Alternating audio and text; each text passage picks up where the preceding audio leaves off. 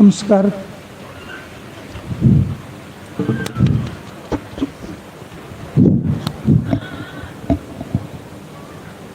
नमस्कार।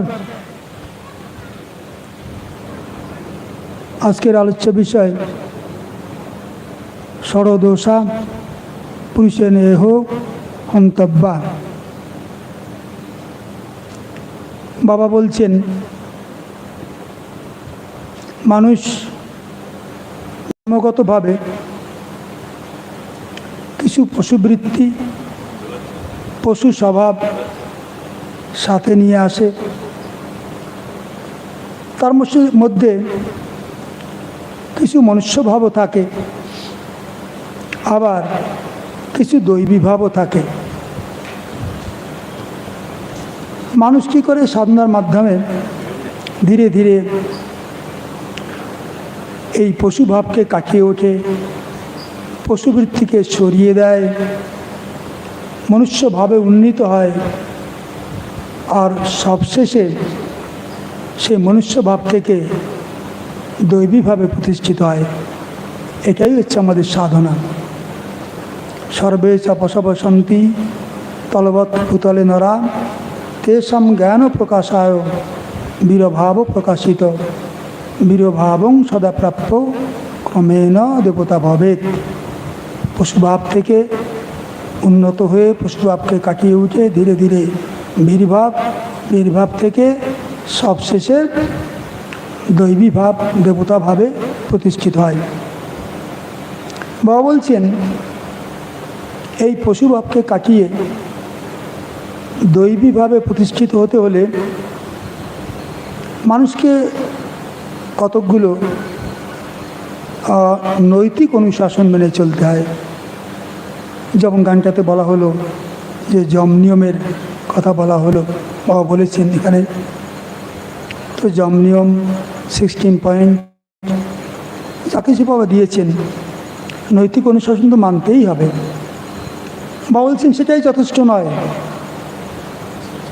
মানুষকে তার মধ্যে কতকগুলো মুখ্য ত্রুটি রয়েছে, ভুল রয়েছে বড় বড়, সেগুলো যদি সে কাটিয়ে না ওঠে তাহলে সেগুলো তার চলার পথে অন্তরায় হয়ে দাঁড়ায়। সেগুলো না তাকে মনুষ্য হিসাবে প্রতিষ্ঠা পেতে দেয়, না তাকে সমাজে কোনো বড় কাজও করতে দেয়। তাই সেই বড় বড় ভুল ত্রুটিগুলোকে দূর করে সরিয়ে দিয়ে তাকে দৈবীভাবে প্রতিষ্ঠিত হতে হয়। কি সেই অবগুণগুলো, ভুল ত্রুটিগুলো? সেটা বলছেন যে সে মুখ্যত সে অবগুণ হচ্ছে 6টা। ষড়দোষা পুরুষনেহ হন্তব্যা ভূতিমিচ্ছতা নিদ্রা তন্দ্রা ভয়ং ক্রোধ আলস্য দীর্ঘসূত্রতা। এই 6টা মুখ্য দোষ। এর থেকে মানুষ কিভাবে মুক্তি পাবে সে বিষয়ে বাবা আলোচনা করেছেন। आज का आलोच्य विषय है षड़दोषा पुरुषनेह हन्तव्या। मनुष्य में जन्म का साथ साथ कुछ पशु भाव रहता है, पशु वृत्ति रहता है, कुछ मनुष्य भाव भी रहता है और कुछ दैवी भाव भी रहता है। तो साधना क्या है? ये पशु भाव को, पशु वृत्ति को हटाकर मनुष्य भाव में प्रतिष्ठित होना और मनुष्य भाव से धीरे धीरे दैवी भाव में रूपांतरित होना, दैवी भाव में प्रतिष्ठित होना, यही हम लोग का साधना है। तो बाबा बोलते हैं इस दैवी भाव में प्रतिष्ठित होने के लिए कुछ नैतिक अनुशासन अवश्य मानना पड़ता है। इसीलिए बाबा साधक जीवन में हर एक कदम में नैतिक अनुशासन पर, जम नियम पर, 16 पॉइंट पर बहुत जोर डाले, बहुत इम्पोर्टेंस दिए। नैतिक अनुशासन में प्रतिष्ठित होकर प्रतिष्ठित और नहीं होते हैं तब उनसे आध्यात्मिक तरक्की कभी संभव नहीं है। ये कौन से अवगुण है जिसको हटा करके मनुष्य को दैवी भाव में प्रतिष्ठित होना है? बाबा बोलते हैं वो 6 अवगुण क्या है? निद्रा, तंद्रा, भय, क्रोध, आलस्य, दीर्घसूत्रता। ये 6 अवगुण क्या है, इस पर थोड़ा विस्तारित रूप से हम लोग चर्चा करेंगे और लास्ट में बाबा इसका समाधान भी दिए, इससे कैसे मनुष्य बच सकते हैं, इसको कैसे दूर कर सकते हैं, उसका निदान भी बाबा दिए हैं। प्रथमे देखा जाक निद्रा। बाबा बोलছেন निद्रा शब्द দুটো अर्थ। একটা निद्रा माने जागतिक निद्रा, আমরা যে ঘুমোই দিন প্রতিদিন, এই যে প্রতিদিন যে আমরা ঘুমোই, এই ঘুমানোকে বাবা বলছেন জাগতিক নিদ্রা। তো এই জাগতিক নিদ্রার যারা লাগামবিহীনভাবে নিদ্রাচ্ছন্ন হয় বা নিদ্রার গোলাম হয়ে যায় বা কী বলে যারা সবসময় নিদ্রাচ্ছন্ন হয়ে থাকে, তারা জীবনে কোনো বড় কাজ করতে পারে না। তাই বাবা বলছেন যে নিদ্রা প্রয়োজন আছে বিশ্রামের জন্য, কিন্তু মাত্রাতিক নিদ্রা যদি কারো থাকে, সে জীবনের চিরকালই বড় কাজ থেকে বিরত হয় এবং সফলভাবে করতে পারে না। সেই জন্যে বাবা বলছেন মানুষকে 3 ঘন্টা ঘুম যথেষ্ট, তার চেয়ে বেশি দরকার নেই। অথচ কিছু মানুষ আছে তারা ভীষণ ঘুম কাতুরে। বাবা বলছেন কিছু মানুষ আছে দাঁড়িয়ে দাঁড়িয়েই ঘুমোয়। যারা দাঁড়িয়ে দাঁড়িয়ে ডিউটি করে, লোকে ভাবে ঠিক ডিউটি করছে, কিন্তু সে কিন্তু ওই দাঁড়িয়ে দাঁড়িয়ে ঘুমিয়ে নিচ্ছে, এত ঘুম কাতুরে। বাবা একটা গল্প বলছিলেন, গল্পটা তো আপনারা জানেন, তবুও গল্পটা খুব ইন্টারেস্টিং। বাবা বলছেন কিছু কিছু লোক আছে, কিছু কিছু মানুষ আছে যারা কোনো সৎ আলোচনা হয়, যেন কী বলে কোনো ধর্মসভা হয়, তত্ত্বসভা হয়, ধর্ম সম্মেলন হয়, সেখানেও তারা ঘুমোতে থাকে। তো এর পিছনে বাবা একটা সুন্দর কাহিনী বললেন যে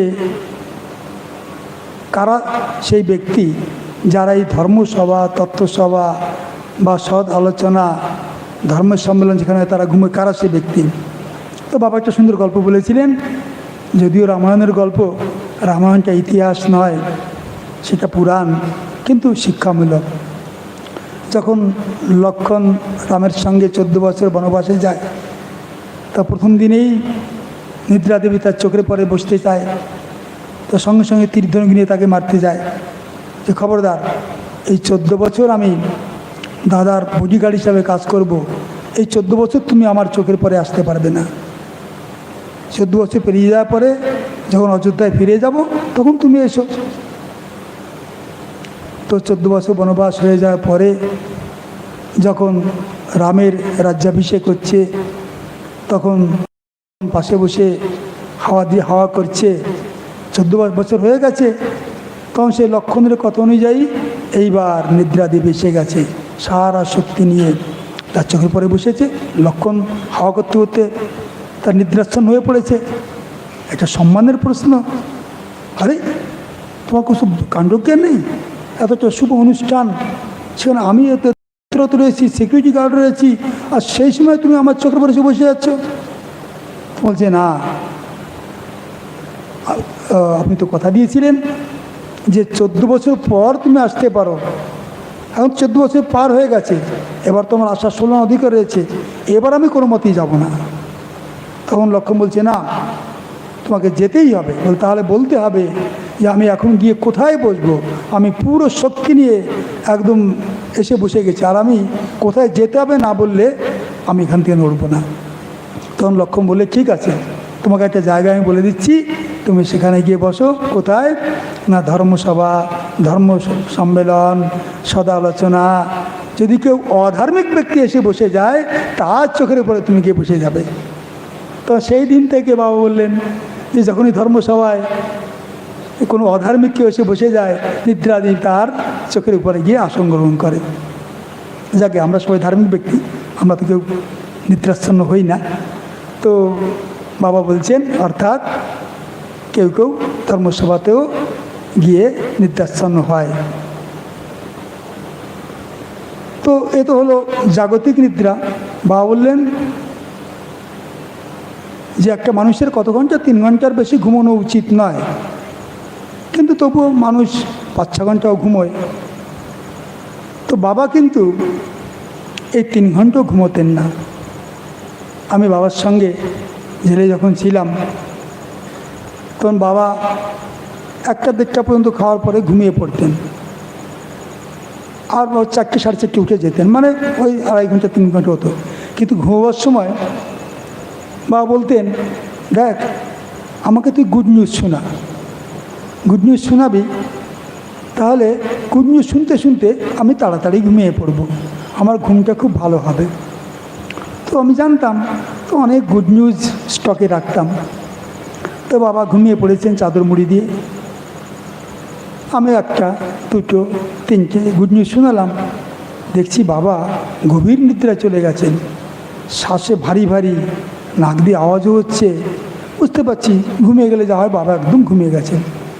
তাহলে আর কি গুড নিউজ বলবো? বাবা তো শুনবেন না। না, আরও 2-4টে শোনাই। আরও 3টে-4টে আরও শোনালাম। শুনে দেখছি বাবা এত গভীর নিদ্রায় চলে গেছেন যে একদম নাক দিয়ে জোরে আওয়াজ হচ্ছে, শ্বাস ভারী হয়ে গেছে। ভাবলাম আর বাবাকে শোনাবো না, বন্ধ করে দিয়েছি। বন্ধ করে দিতেই বাবা উঠে বসে গেছেন চাদর ফেলে। কী রে, তোর স্টক শেষ হয়ে গেল? না বাবা, স্টক তো শেষ হয়নি, তো তুমি তো ঘুমিয়ে গেছো, তোমার শ্বাস ভারী হয়ে গেছে, নাক দিয়ে আওয়াজ বেরোচ্ছে, আমি স্পষ্ট বুঝতে পারছি তুমি ঘুমিয়ে গেছো। তা ভাবলাম তুমি ঘুমিয়ে তো শুনতে পাবে না, শুধু যদি কেন আমি শোনাই। ও, তুই ভাবলি আমি ঘুমিয়ে শুনতে পাই না? আমি ঘুমিয়ে ঘুমিয়েও সব শুনতে পাই। আমি শোনাবো তোকে তুই কি কি বলেছিস। লাস্টে বাবা ঘুমিয়ে যাওয়ার পরে যে 3-4টে বলেছিলাম, সেই 4টে আমি যেভাবে যে ভাষায় বাবাকে বলেছিলাম, সবগুলো বাবা ওকে শুনিয়ে দিলেন। অর্থাৎ তিনি ঘুমন না। ভগবান যদি ঘুমিয়ে পড়েন তাহলে দুনিয়া চলবে কী করে? তাই তিনি কখনো ঘুমন না। যাই হোক, বাবা বলতেন আমি 3 ঘন্টা ঘুমাই, কিন্তু আসলে তিনি ঘুমোতেন না, মানুষের জন্য 3 ঘন্টা। তো এ হলো জাগতিক निद्रा। और तो जागतिक निद्रा, तो निद्रा का शब्द का 2 अर्थ है, एक है जागतिक निद्रा, एक है आध्यात्मिक निद्रा। जागतिक निद्रा मतलब हम लोग जो रोज़ सोते हैं, डेली हम लोग निद्राच्छन्न हो जाते हैं, तो ये जो सोना, यह जागतिक निद्रा। बाबा बोलते हैं जो सोना ज़रूरी है, लेकिन कोई अगर दिन रात सोते ही रहते हैं, खड़े खड़े सोते रहेंगे, बैठे बैठे सोते रहेंगे और आँख बंद करके रहेंगे, तो बड़ा काम क्या करेंगे? वो काम क्या करेंगे? वो तो सो सो करके ज़िंदगी बिता देंगे। इसीलिए किसी मनुष्य को ऐसा सोना नहीं चाहिए। और क्या करना चाहिए ना, मनुष्य को निद्रा पर कंट्रोल होना चाहिए। 3 घंटे से अधिक सोना नहीं चाहिए। तो इसीलिए बाबा बोलते हैं मैं तो 3 घंटे से अधिक सोता नहीं हूँ, मगर हम 21 घंटे में, 21 और 3 24 घंटे में दिन होता है, 21 घंटा अगर हम मिशन का काम नहीं करूँगा और हम सो के समय बिताऊँगा, तो उस दिन मेरा सब दायित्व हम छोड़ दूँगा। तो बाबा स्ट्रिक्टली थे और बाबा सही रूप से 21 घंटा क्या सो करके भी बाबा काम करते थे, सो करके बाबा सब सुनते थे, अब 20-20 में उठ जाते थे, संस्था का रिपोर्ट लेते थे। तो बाबा इन प्रैक्टिस सोते ही नहीं थे, 24 घंटे जाके रहते थे। जब ये हुआ जागतिक निद्रा। এবার বলবো আধ্যাত্মিক নিদ্রা। আধ্যাত্মিক নিদ্রা কাকে বলে? বাবা বলছেন যারা আধ্যাত্মিক সাধনা সম্বন্ধে, আধ্যাত্মিক জগৎ সম্বন্ধে যারা একদম অনীহা, কোনো আগ্রহ নেই, কোনো উৎসাহ নেই, আধ্যাত্মিক সাধনা আমি কি পারবো, আমার দ্বারা হবে, আমি মুখ্য সূক্ষ্ম মানুষ, আমি কিছুই জানি না, কি হবে, আমার দ্বারা এসব হবে টবে না। এইসব যারা ভাবে, যে যাদের আধ্যাত্মিক কথা সম্বন্ধে কোনো আগ্রহই নেই, তারা হচ্ছে আধ্যাত্মিক নিদ্রায় আচ্ছন্ন। তারা জীবনে কোনো বড় কাজ করতেই পারে না। আমাদের মধ্যে অনেক আছে না, আমি দেখেছি ফার্স্ট লেসেন নিয়েছে, বড় জোর সেকেন্ড লেসেন, 5 বছর 10 বছর 15 বছর 20 বছর হয়ে গেছে, সে ফার্স্ট সেকেন্ড থেকে আর থার্ড পড়তে যাচ্ছেন না। যদি দাদা বলেন, দিদি দাদা আর একটু লেসেন বাড়িয়ে নিন, দাদা এই একটা লেসেনই তো করতে পাই না, তার জন্যই তো সময় পাই না, আবার সেকেন্ড লেসেন, আবার থার্ড লেসেন, ফোর্থ লেসেন, আবার তার জন্য তো অতিরিক্ত কিছু নিয়ম পালন করতে হবে। এই যা নিয়ম বাবা দিয়েছেন তাই পালন করতে পারছি না, আবার অতিরিক্ত নিয়ম, আমার দ্বারা হবে না দাদা। এগুলো হচ্ছে কি আধ্যাত্মিক নিদ্রা। এই আধ্যাত্মিক নিদ্রাচ্ছন্ন যারা হয়, তারা কোনো বড় কাজ করতে পারে না, তারা সাধনাও করতে পারে না। তাই এর থেকে মুক্ত হতে হবে আমাদের। বাবা বলছেন, যারা প্রকৃত ধর্মপথ থেকে বিচ্যুত হয়ে, ধর্মপথ থেকে দূরে থেকে যারা বাহ্যিক আচার অনুষ্ঠান এইসব নিয়ে পড়ে আছে, 33 কোটি দেবদেবী নিয়ে পড়ে আছে, নতুন নতুন দেবদেবীর আবির্ভাব হয়, হ্যাঁ, কেউ বিপত্তারিণী দেবী, কেউ ভোট বৈতরণী দেবী। তেমনি ইলেকশন আগে দেখবেন নেতাদের ভক্তি খুব বেড়ে যায়, তখন যত বড় বড় দেবদেবী আছে, মন্দির আছে, সেখানে গিয়ে পুজো পাঠ করা, ফুল চড়ানো, দক্ষিণা চড়ানো, একটু ভক্তিভাবটা বেড়ে যায়। তো এই পথে যারা রয়েছে, প্রকৃত ধর্মপথ থেকে বিচ্যুত হয়ে, তারাও আধ্যাত্মিক নিদ্রাচ্ছন্ন। তো এই আধ্যাত্মিক নিদ্রাচ্ছন্ন যারা থাকে, তারাও জীবনে কোনো বড় কাজ করতে पारे ना। तो आध्यात्मिक निद्रा क्या है ना, जो साधना से डरते हैं, साधना करना नहीं चाहते हैं। और साधना को हम बोलेंगे साधना करो, क्या बोलते हैं दादा, हम लोग से होगा, दुख सुख आदमी लिखा पढ़ा जानते नहीं है, विद्या बुद्धि कुछ है नहीं, क्या लेसन बढ़ाएंगे लेकर के पढ़े रहते हैं, 1 साल 2 साल 5 साल 10 क्षेत्र में प्राइमरी में ही पढ़े रहे, और प्राइमरी पास भी नहीं करेंगे, हाई स्कूल भी नहीं पास नहीं करेंगे, कॉलेज में भी नहीं जाएंगे, साधना का उच्च कोटि की साधना का कुछ जानने का प्रयास भी नहीं करेंगे, और जीवन भर प्राइमरी में पढ़े रहेंगे। ये भी आध्यात्मिक निद्रा है। और जो लोग प्रकृति आध्यात्मिक राह को छोड़कर, आध्यात्मिक साधना को छोड़कर बाहरी आचार अनुष्ठान है ना, बेलपत्ता फूल ये सब लेकर के पड़े रहते हैं, और घंटा जाते हैं, और देव देवी को जगा देते हैं, तो सुला देते हैं, ये सब बाहरी आचार अनुष्ठान लेके पड़े रहते हैं, और प्रकृति साधना करते नहीं।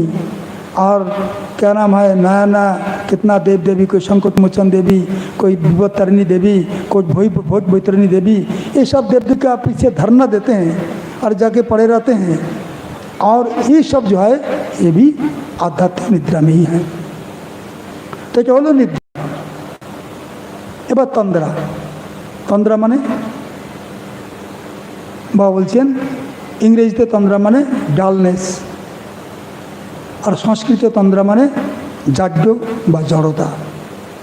कोनो काजे मन नहीं, कोनो स्फूर्ति नहीं, কোনো ঝাঁপিয়ে পড়বো, কিছু বলবো, কিছু করব, সেই ইচ্ছাই নেই। একদম আড়ষ্টতা, জড়তা একদম পেয়ে বসেছে। এই যে আড়ষ্টতা, এই যে জড়তা, কোনো কাজে মন নেই, কোনো কাজ করতে চায় না। এই ৫ সময় হয়ে গেছে, ওঠ রে। আচ্ছা উঠছি, একটু পাশ ফিরে শুলো। আরে ৫টা বেজে গেছে, এবার ওঠ। হ্যাঁ উঠছি, আবার একটু পাশ ফিরে শুলো। ঠিক এরকম কেউ করে কি না? অনেক আছে না, ৫ করতে চায় না। এই জন্য বাবা ৫ দিয়েছেন, এই জড়তাকে কাটাবার জন্য। তো এই যে কি বলে জড়তা, যে ৫ উঠতে মন চায় না, উঠেও উঠবো না, ঘুমিয়ে থাকবো, পাশ ফিরে থাকবো, এগুলোকে বলা হচ্ছে তন্দ্রা, তন্দ্রাচ্ছন্ন। বাবা বলছেন এদের জীবনে কোনো গতি নেই, আর গতি থাকলেও তাতে দ্রুতি নেই। বাবা তুলনা করলে জানিস এদের জীবনের গতিটা কেমন? আমি বললাম কেমন বাবা? এদের জীবনের গতি হচ্ছে মালগাড়ির মতো, কেমন মালগাড়ি, কোনো টাইম টেবিল নেই, কোনো রুটিন নেই। জানিস মালগাড়ি যাবার সময় কি বলে? যাচ্ছি যাবো, যাচ্ছি যাবো, যাচ্ছি যাবো, এই করে চলে। যেখানে সঙ্গে দাঁড়িয়ে যায়, হ্যাঁ, যে কোনো স্টেশনে দাঁড়িয়ে যায়, কোনো টাইম টেবিল নেই, কিচ্ছু নেই। তাই যারা এই তন্দ্রাচ্ছন্ন, যারা জীবনে গতিহীন, তাদের জীবনে গতি হচ্ছে ওই মালগাড়ির মতো। আর এর মধ্যে যাদের একটু গতি আছে, সামান্য আছে, দ্রুতি নেই কিন্তু গতি আছে, তারা হচ্ছে প্যাসেঞ্জার ট্রেনের মতো। আজকাল তো স্টিম ইঞ্জিনে প্যাসেঞ্জার ট্রেন উঠে গেছে। আগে ওই স্টিম ইঞ্জিনে প্যাসেঞ্জার ট্রেনগুলো প্রতি স্টেশনে দাঁড়াতো, আর দাঁড়িয়ে হু এমনি করতো। তো বাবা বলতেন, জানিস কি বলে? যাচ্ছি গো, চললুম গো, এই বলে পারমিশন নেয়। তো কোনো স্পিড, বড় স্পিড নেই, ওই হরেক স্টেশনে থামবে আর চললুম গো করে পারমিশন নেবে আর এগোবে। তো এরা হচ্ছে কি? তন্দ্রাচ্ছন্ন। আর যারা দুর্দান্ত গতিতে চলে, যারা প্রকৃত সাধক, যারা সৈনিক, তারা হচ্ছে দুরন্ত এক্সপ্রেসের মতো, এলাম গেলাম, এলাম গেলাম, এলাম গেলাম করে চলে গেল। কখন এলো কখন গেল দেখাও গেল না, জানাও গেল না। তো বাবা বলছেন জীবনে দুরন্ত এক্সপ্রেসের মতো হবি। যেখান থেকে স্টার্ট করলাম আর যেখানে গিয়ে থামবো, সেখানে গিয়েই থামবো, তার আগে থামাথামি নেই। এই হচ্ছে তন্দ্রা, বুঝলেন তো? বাবা বলছেন, দেখবি অনেকে আছে, আমি এত কষ্ট করে এত বই লিখেছি। বইগুলো বাবা কীভাবে লিখেছেন জানেন তো? প্রথম জামালপুরে যখন বই লেখেন 50-এর দশকে, তখন ওই জামালপুরে কবরস্থানে গিয়ে টর্চ জেলে জেলে বাবা ডিকটেশন দিতেন, লিখতেন। আর সেই ডিকটেশন দিয়ে দিয়ে ঘরে ফিরতে রাত 12:30 1টাও বেজে যেত। আর শীতের দিনে বাবা তো খুব একদম বিরাট ঘরের ছিলেন না, সাধারণ ঘরের ছিলেন। তো ঘরে ফিরে সেই খাবার রাখা থাকতো, ঠান্ডা হয়ে যেত, খাবারের উপযোগী থাকতো না। বাবা কোনোদিন ভাবতেন না যে আমি একটু তাড়াতাড়ি ফিরি, আজ ডিকটেশন কম দেব, আজ ঘরে গিয়ে একটু গরম গরম খাবো। তার কাছে খাবারের কোনো গুরুত্ব ছিল না। ওই যে ডিকটেশন দিচ্ছেন, বইগুলো লেখা হচ্ছে, তার গুরুত্বই বেশি ছিল। এত কষ্ট বাবা বইগুলো লিখলেন, বিরাট কী বলে প্রজ্ঞা সম্পদের বিশাল ভাণ্ডার দিয়ে গেলেন। তো বললেন, দেখবি কেউ কেউ আছে সে পড়বেও না, জানবেও না, জানার আগ্রহ নেই, শেখার আগ্রহ নেই, আর সেগুলো যে পড়ে মানুষের কাছে তুলে ধরবে, মানুষের কাছে পৌঁছে দেবে, সে চেষ্টাই নেই। তো বাবা তাদের কি বলতেন জানি? তো বাবা বলতেন, জানিস এরা হেডকোয়ার্টারে, যার যার হেডকোয়ার্টারে বসে বসে কোনো কাজ করে না, ফিল্ডে যায় না, মানুষের কাছে পৌঁছায় না, আর এখানে বসে বসে কেবল কথার ফুলঝুরি ঝাড়ে। বাবা বলতেন তাদের, জানিস এরা কোনো কাজ করে না, এখানে বসে বসে শুধু ন্যাজ নাড়ে। কী করে? বসে বসে ন্যাজ নাড়ে। এমনি করে কঠোর বাক্যবান ছাড়তেন। তখন মোটামুটি সবাই শুধরে যেত, তারা তখন ফিল্ডে যেত, দৌড়াতো। তাতেও যারা শুধরাতো না, যারা তবুও সেখানে বসে রয়েছে, বাবা বলতেন, দেখেছিস আগে তো তবু দেখতাম এখানে বসে বসে ন্যাজ নাড়তো, এখন আর ন্যাজটাও নাড়ছে না, ন্যাজটা গুটিয়ে বসে আছে। তো এইভাবে বাবা বলতে, জানিস এই জমেরও অরুচি, একে জমও নেবে না, একে জমালয়ের জন্য কোনো স্থান হবে না। এ এতই নিকম্মি যে বসে বসে তুই ন্যাজটাও গুটিয়ে বসে আছে। যাক, বাবা এভাবে কঠোর বাক্যবান ছাড়তেন। কাদের জন্য? যারা এইভাবে তন্দ্রাচ্ছন্ন হয়ে, কর্মবিমুখ হয়ে, দায়িত্ব জ্ঞানহীন হয়ে যারা এক জায়গায় পড়ে থাকত তার জন্য। বাবা বলছেন, নিদ্রা এবং তন্দ্রা এই দুটোই সাধকদের পক্ষে, মানুষের পক্ষে বড় অন্তরায়। তাই তার থেকে মুক্তি পেতে হবে, তার থেকে দূরে থাকতে হবে। तो निद्रा पहले बोले तंद्रा क्या है? तंद्रा है डालनेस, जड़ता, अर्थात जहाँ पर कोई स्पीड नहीं है, कोई काम करने की इच्छा नहीं है। बोलेंगे अरे पंचर का टाइम हो गया, उठो उठो उठो, अच्छा उठ रहे हैं, करपट बदल करके सो गया, अरे उठो पास हो गया, अभी टाइम हो गया, अच्छा उठ रहा है। ऐसा करते करते समय बिताएगा, लेकिन पंचन करेगा नहीं, कोई काम में हाथ लगाएगा नहीं। बहुत इनका कोई स्पीड नहीं है, स्पीडलेस है, और स्पीड थोड़ा सा है भी, कोई एक्सलरेशन नहीं है, इसीलिए ये निकम्मी है, कोई काम का नहीं है। बाबा उस पर एकदम जम करते थे, इतना डांटते थे, इतना क्या अपन बिगाड़ते थे, सुधारने के लिए सब बाबा करते थे। जो भी हो, तो ऐसा जो तंद्राच्छन्न जो है, तो तंद्रा में जो फंसे हुए हैं वो कभी बड़ा काम नहीं कर सकते हैं। तो हुआ निद्रा तंद्रा। नेक्स्ट है भय। भय क्या है? तो भय बोल करके कोई चीज़ दुनिया में है नहीं। कौन चीज़ का भय? अरे जिससे तुम डरते हो वो भी परम पुरुष से डरते हैं। तो जब तुम्हारा परम पुरुष तुम्हारा साथ है और जिससे तुम डरते हो वो परम पुरुष से डरता है, तो उससे डरना क्या है? डर बोल के कोई चीज़ है नहीं। भय बोले कोनो जिनिस नहीं কিন্তু মানুষ ভয় পায়। এই ভয়টা মেন্টাল ক্রিয়েশন, মানসিক সৃষ্টি। দিনেও মানুষ ভূত দেখে। আরে বাবা, দিন দুপুরে বেলগাছের নিচে দিয়ে যাচ্ছি, এই তো সেই বেলগাছ যে বেলগাছে এসো পেতনি থাকে। এসো পেতনি বলে কথা, আমি যাবো এর নিচে দিয়ে, যদি লম্বা লম্বা হাত বাড়িয়ে আমার চুলটা টেনে উপরে তুলে নিয়ে যায়, আরে বাপরে পালা পালা পালা পালা করে দিনের বেলা ভূত দেখছে।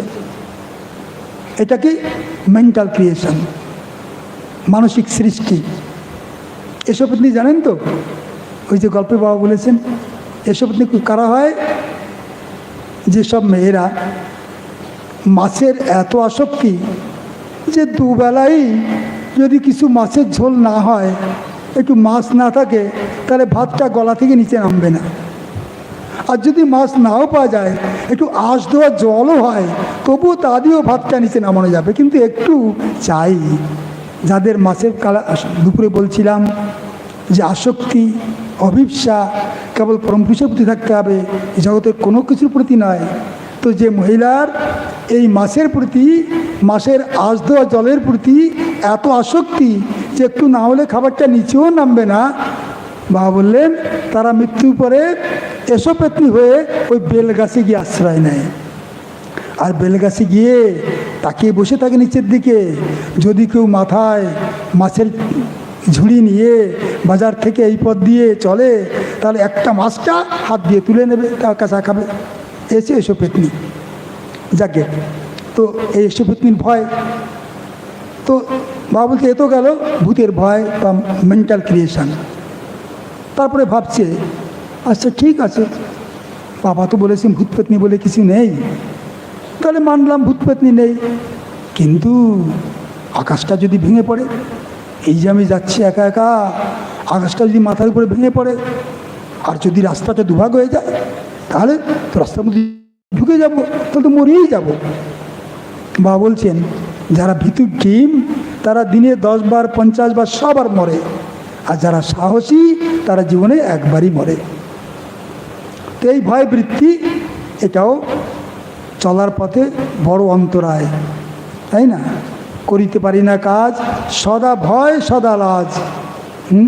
কবি বলেছেন না, করিতে পারি না কাজ, সদা ভয় সদা লাজ, সংশয় সংকল্প সদা টলে, পাশে লোকে কিছু বলে। এই ভয়, এটা হচ্ছে চলার পথে একটা বড় অন্তরায়। ये भय जो है, डर जो है, ये साधक का जीवन में बहुत बड़ा अंतराय है।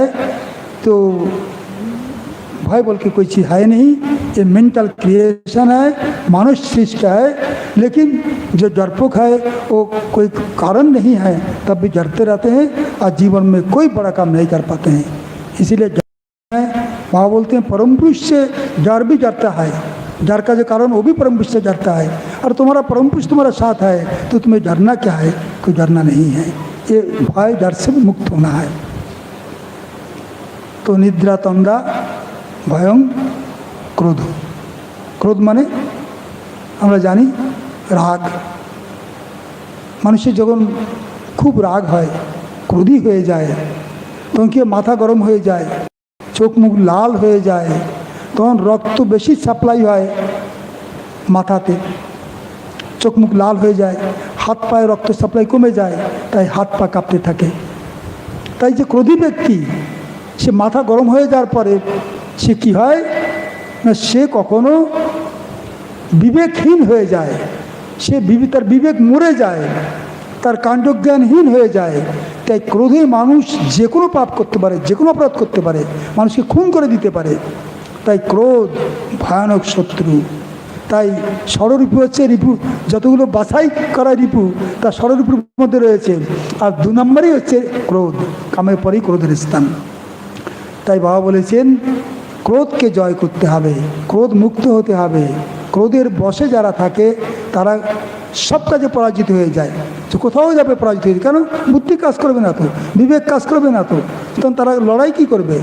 লড়াই তো হেরে যাবেই, হাত পা কাঁপতে থাকে, হাত পায়ে কোনো বল থাকে না। আর মানসিক লড়াইও তারা হেরে যাবে, কারণ বিবেকই কাজ করবে না, বুদ্ধি কাজ করবে না, তার লড়াই তারা কী করবে? তাই বাবা বলেছেন কোনো ক্রোধী ব্যক্তির সঙ্গে লড়তে হলে কী করতে হবে? অক্রোধী হতে হবে। অক্রোধে ন জিনে ক্রোধম, তুমি অক্রোধী হলেই তুমি ক্রোধকে জয় করতে পারবে। সেই জন্যে ক্রোধমুক্ত হবে। একটা বাবা সুন্দর কথা বলেছেন, যদি খুব রাগ এসে, অনেকে আছে না, সে বুঝতে পারছে রাগ করা উচিত নয়, কিন্তু কন্ট্রোল রাখতে পারছে না, খুব রেগে গেছে, খুব রেগে গেছে। বাবা বললেন রাগের পরে কীভাবে কন্ট্রোল করবি? তো বাবা একটা ফর্মুলা বললেন। ফর্মুলাটা হচ্ছে কি, চোখ বন্ধ করে মনে মনে বলতে হবে, বাবা আমি খুব রেগেছি, আমি খুব রেগে গেছি, আমি খুব রেগে গেছি। এমনি করে বাবাকে স্মরণ করে এমনি করে বারবার বললে রাগটা কমে যাবে, রাগটা ঠান্ডা হয়ে যাবে, রাগটা চলে যাবে। যাই হোক, तो क्रोध गुस्सा, गुस्सा में क्या होता है? वह बोलते हैं स्नायु तंतु और स्नायु कोश, नर्व फाइबर, नर्व सेल के ऊपर कोई नियंत्रण नहीं रहता है। जब नर्व फाइबर और नर्व सेल, स्नायु कोश, स्नायु तंतु के माध्यम से हम लोग सभी काम करते हैं, जितना काम करते हैं सब उसके माध्यम से करते हैं। नर्व फाइबर और नर्व सेल का मदद बिना कोई काम हो ही नहीं सकता है। से नर्व फाइबर और नर्व कोश पर जब नियंत्रण नहीं आए तो क्या काम करेंगे? कोई काम नहीं कर सकते हैं, कोई बड़ा काम नहीं कर सकते हैं। वो जीवन युद्ध में हार जाएंगे, उनको पराजय होगा। इसीलिए वहाँ बोलते कोई क्रोधी व्यक्ति से लड़ोगे तब तुम अक्रोधी बन जाओगे, तुम भी क्रोधी बन जाओगे, तब तो तुम कुछ नहीं कर पाओगे, तुम भी हार जाओगे। इसीलिए जीवन में क्रोधी नहीं बनना है, क्रोधी व्यक्ति से लड़ने के लिए अक्रोधी होना है, यही बाबा का कहना है। निद्रा तंद्रा भयं क्रोधो आलस्य दीर्घसूत्रता। आलस्य क्या है? लेजीनेस। आलस्य का मतलब क्या है? ना अच्छा करेंगे, आधा घंटा बात करेंगे, 1 घंटा बात करेंगे, 2 घंटा बात करेंगे, इसको क्या बोलेंगे? आलस्य। के बाद आलस्य। बाबा एक सुंदर गल्प बोलছিলেন। बाबा বলছিলেন আমার একটা বন্ধু ওই রকম ভীষণ আলস্য, 8টা 10-এর লোকাল ধরে কলকাতায় যাবে। তো কটা বাজে ঘড়ি দেখছে? 6টা 10 বাজে। ও 6টা 10, এখনও 2 ঘন্টা টাইম, এনাফ টাইম। আবার একটু শুয়ে নিল, আবার কিছুক্ষণ পর ঘুম ভেঙেছে, উঠে দেখছে কটা বাজে? না 6টা 10। ও 6টা 10, 8টা 10-এর লোকাল, এনাফ টাইম।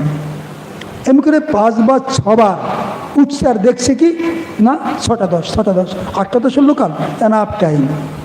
তারপরে যখন আর ঘুম আসছেই না, উঠে স্নান টান করে ব্রেকফাস্ট করে স্টেশনের দিকে যাচ্ছে ট্রেন ধরার জন্য। তো ও দাদাবাবু, আরে এই ভরা দুপুরে কোথায় যাচ্ছেন আপনি? ভরা দুপুর? তুমি কাউকে বোকা পেয়েছো? 6টা 10 আমি ঘড়িতে দেখে এলাম। আরে লোকে 1 বার 2 বার ভুল করে, আমি 6 বার দেখেছি 6টা 10, 6টা 10, 6টা 10। আমার ভুল হতে পারে না, লোকে 1 বার 2 বার না ভুল করে। তাই 6টা 10 দেখে এলাম, 8টা 10-এর লোকাল ধরতে যাচ্ছি করে এগিয়ে চললেন। বাবা বললেন এই এনাফ টাইম যারা চক্করে পড়ে, যারা ভাবে, তাদের এই দুর্দশাই হয়।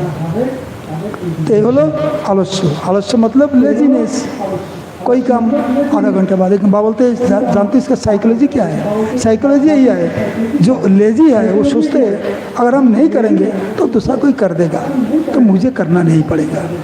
ये मुझे करना नहीं पड़े और कोई कर दे, यही साइकोलॉजी से वो क्या करता है, कोई काम करता नहीं है, गीले करता है।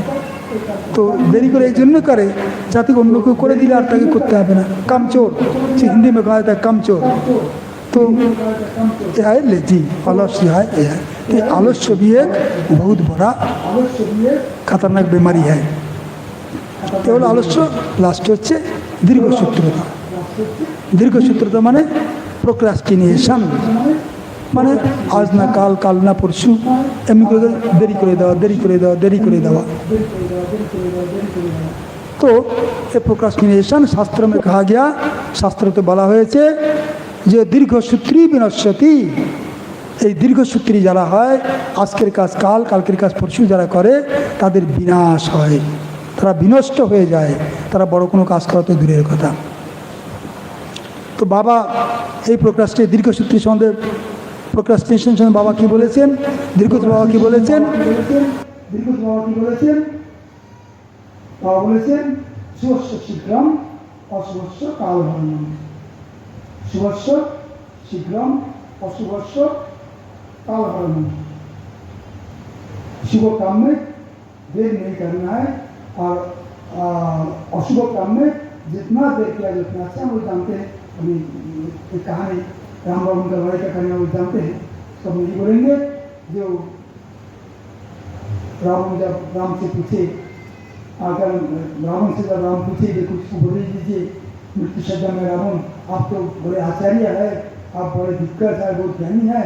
तो रावण राम को उपदेश दिए थे जो शुभ काम में जितना जल्दी करो उतना अच्छा है और शुभ काम में जितना विलम्ब करो उतना अच्छा है। ये बाबा मानते हैं, बाबा बोलते भी है। और बाबा उसके साथ और एक फॉर्मूला दिए जो करते करते मरो, सबको बोलते हैं।